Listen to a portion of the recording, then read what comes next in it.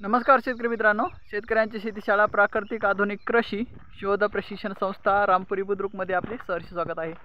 आज आपण आहोत शिरशी बुद्रुक या शिवारामध्ये आणि आज सोनपेठ तालुका आपण शिवार फेरी करत आहोत।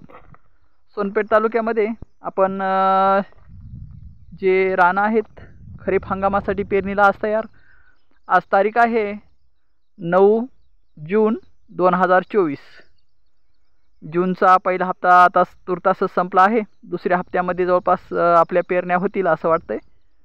तर मित्रांनो, आज आपण खरीप हंगामात सुरू होईलच किंवा ज्यांनी लावगण केली आहे पाण्यावर कापसाची किंवा काही पिकाची पेरणी केली आहे रान भिजून, तर अशा शेतकऱ्यांना सल्ला आहे की ज्या शेतकऱ्यांनी पेरणी केली आहे त्यांनी आपल्या पिकाच्या वॉटर मॅनेजमेंटची काळजी घ्यावी।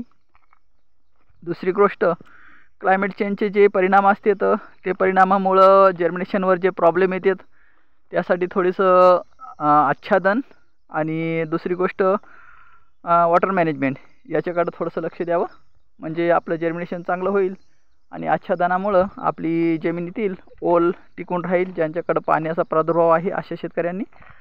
तर शेतकरी मित्रांनो, आता ज्यांना कोरडवाहू बियाणं टाकायचं आहे म्हणजे सरकीची लागवड करायची आहे कोरडवाहू, तर कोरडवाहू शेतकऱ्यांनी चांगला पाऊस पडल्याशिवाय पेरणी करू नये ही विनंती आहे त्यांना।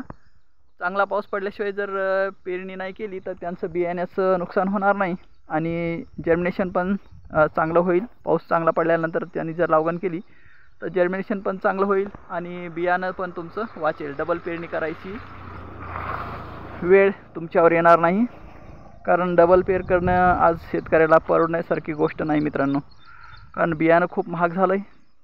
यासाठी सर्व शेतकऱ्यांनी दक्षता घ्यावी की कोरडवाहू शेतकऱ्यांनी की चांगला पाऊस झाल्याशिवाय